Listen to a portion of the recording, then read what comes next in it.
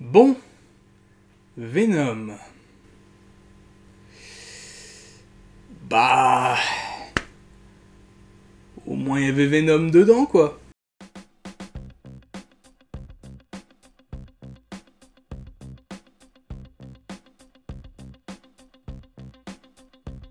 Et oui, vous l'aurez compris, aujourd'hui on parle de Venom, film tant attendu quand même sur la célèbre némésis de Spider-Man, à savoir donc Venom, donc Eddie Brock plus précisément, un film qui se fait sans Peter Parker, sans Spider-Man, donc qui part déjà avec un certain handicap, mais qui part quand même avec une certaine part de hype, en tout cas pour certaines personnes, puisque c'est quand même le projet en quelque sorte de se racheter par rapport à Spider-Man 3 et au Venom pardon, de Spider-Man 3. Donc voilà, quelque part il y avait quand même une part de hype, mais comme je l'avais expliqué dans ma vidéo de retour là début septembre, ma hype pour ce film était vraiment nulle, mais vraiment rien du tout.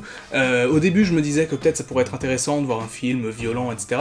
Mais en fait, étant donné que le film est PG-13, donc plus ou moins tout public, enfin c'est en tout cas la limite d'âge qu'impose Marvel Studios, ils ont fait ça sans doute pour éventuellement essayer un jour d'intégrer Venom au MCU, mais en tout cas, je peux vous le confirmer maintenant, ce n'est pas le cas. Donc, un film Venom sans Spider-Man, qui n'est pas dans le MCU, et qui est dans un pseudo-nouvel univers lancé par Sony qui s'appelle le Spider-Verse, mais sans Spider-Man.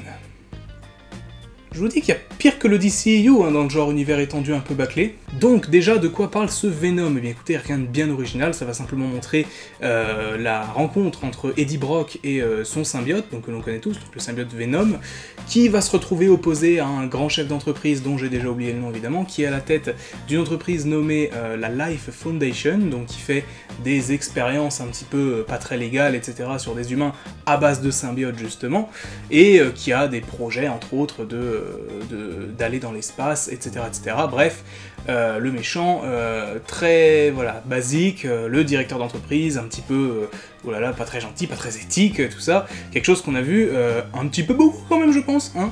C'est pas du tout réchauffé. Bon, on va déjà commencer par ce qui va dans ce film, non, par ce qui fonctionne bien. J'ai beaucoup aimé Tom Hardy, j'ai beaucoup aimé la façon dont il joue, que ce soit Eddie Brock au début, je sais que certains n'ont pas forcément aimé, moi personnellement ça m'a pas du tout dérangé. Eddie Brock c'est pas censé être un mec super sympa à la base en fait, donc le fait qu'au début on puisse ne pas forcément l'aimer, en quelque sorte, dans le sens le personnage, pas l'acteur, enfin pas le jeu d'acteur, ça m'a pas dérangé en fait plus que ça. Après peut-être que ça dérangera certains, mais pour ma part ça ne m'a pas vraiment posé de problème. La rencontre évidemment entre Eddie Brock et son symbiote est réussie quand même, on va pas se le cacher. Toute la relation qu'il entretient, donc le côté de devenir finalement entre guillemets un anti-héros, elle arrive plutôt bien, même si petit à petit ça s'atténue quand même vachement. Au début, on a effectivement un sentiment de anti-héros, de vrai anti-héros, c'est-à-dire le côté, voilà, il va pas forcément faire que des choses bien, mais franchement, c'est un héros. C'est le héros de l'histoire, c'est un peu un Hulk, en fait, ce film. C'est, voilà, le héros un peu qui subit un petit peu quelque part son pouvoir, mais en même temps qui arrive plus ou moins parfois à le contrôler, donc... ouais, ça a rien de neuf, en fait, concrètement. C'est quand même relativement bien amené. Après, le problème, c'est du coup, ça va amener un peu le syndrome Suicide Squad, c'est-à-dire, on est censé suivre un personnage méchant, ou en tout cas un personnage qui, au mieux, anti-héros, et on se retrouve au final avec un personnage qui est au final bien plus proche d'un vrai héros que d'un anti-héros, ou même d'un vrai méchant. Donc ça pose un problème. Oui et non, ça dépendra de l'appréciation de certains. Moi personnellement ça ne m'a pas vraiment plus dérangé que ça, mais c'est quand même un constat qu'il faut faire par rapport au film. Ça ne nuit pas au film en lui-même, mais ça nuit au personnage, je pense. Alors, oui, aussi. La campagne promo de ce film, vous avez vu les trailers, je suis désolé de vous le dire, vous avez tout vu. Vraiment. Genre, les meilleures scènes sont dans le trailer, à part peut-être une ou deux, mais grosso modo les meilleures scènes sont dans le trailer. Ça a été charcuté aussi au montage, c'est un truc de fou. Bon après c'est logique, je pense le film devait être rated R au début, et au final il passe en PG-13, donc apparemment il y a des scènes qui y sont passées. Tom Hardy dit que les 40 meilleures minutes du film ont été coupées. Quand on a l'acteur principal qui détruit comme ça le film, c'est quand même pas vraiment bon signe, mais bon. Le côté PG-13, ça amène peut-être, alors je sais pas si l'humour, parce qu'il y a un certain humour dans ce film, un peu un humour à la MCU en fait par moment, qui est présent, qui ne m'a pas dérangé, parce qu'en fait dans la relation entre Eddie et son symbiote, c'est pas inapproprié, franchement, il y a pas, ça te sort pas complètement de la scène, c'est beaucoup mieux utilisé par exemple que dans Suicide Squad, qui se forçait pour le coup vraiment à mettre des blagues. Là, ça passe plutôt bien, franchement, dans le film en lui-même, en tout cas, ça pose pas énormément de problèmes. Là où ça va commencer à poser problème, c'est déjà au niveau, je vais le dire cash, hein, toutes les scènes d'action du film sont ratées. Là, franchement, il faut le dire. On se retrouve avec des scènes souvent de nuit, voire quasiment intégralement de nuit en fait avec Venom, ce qui fait que rajouter à ça la couleur de base du personnage, la CGI qui est pas toujours au top, et le fait que le combat final soit contre une autre créature en CGI, on se retrouve avec un bordel illisible, mais quand je dis illisible, c'est vraiment illisible, c'est-à-dire, quand on a une créature noire avec une créature grise qui se battent de nuit, donc dans un environnement un petit peu sombre, et avec 10 000 cuts au montage, alors vous vous doutez que ça va pas être très digeste. Donc effectivement, moi je trouve les scènes d'action sont vraiment ratées, mais genre vraiment. À part peut-être la scène de course-poursuite, effectivement, qu'on a vu un petit peu dans la bande-annonce, qui est pour le coup relativement réussie, mais les scènes en fait vraiment de combat, mais c'est notamment le combat final, mais il est raté. Il est raté, déjà que l'antagoniste est pourri, mais alors le combat en lui-même l'est encore plus, quoi. Et un autre point aussi qui est assez dérangeant, et ça c'est peut-être juste moi, mais j'ai trouvé le film très court et très rushé. Le film devait être plus long à la base, ça c'est quasiment une certitude, mais il dépasse pas les 2 heures, c'est un peu le syndrome Justice League en fait, je pense que le film a été raccourci, a été charcuté pour arriver à certaines normes, pour arriver au PG-13, pour éventuellement, voilà, en faisant ça, éventuellement espérer un jour intégrer le MCU, mais ça sert à rien, enfin je veux dire, vous allez pas intégrer le MCU, c'est le Spider-Verse, ça va être un univers étendu qui va pourrir, qui va aller se perdre, je sais pas où. Ils veulent faire des spin-offs sur les méchants de Spider-Man, ok, c'est pas un problème, je veux dire, c'est très bien de faire des spin-offs sur des méchants, mais s'il n'y a pas Spider-Man, vous allez faire quoi? Je veux dire, le premier film Venom, là, il passe relativement bien, enfin, je veux dire, on ressent pas spécialement le manque de ne pas avoir Spider-Man. On le ressent un petit peu peut-être pas au moment, parce que quand même, à l'origine, quand même, Spider-Man est à l'origine de la création de Venom, mais honnêtement, la façon dont le film l'amène, la façon dont c'est traité, je trouve que c'est... Si on juge pas par rapport aux origines des comics, bien évidemment, dans le film en lui-même, c'est ok, c'est crédible. Mais au fur et à mesure que ça va avancer, au fur et à mesure, si on admet que cet univers cinématographique avance, et il va sans doute avancer, puisque malgré tout, Venom pète des scores au box-office américain. Si cet univers cinématographique avance, et qu'on n'a pas Spider-Man, qu'est-ce qu'ils vont faire? Enfin, je veux dire, oui, effectivement, ils nous teasent un certain personnage dans la scène post-générique du film, bon, je dis pas lequel, mais vous vous doutez bien de qui c'est, bon. Ils teasent un personnage pour une éventuelle suite.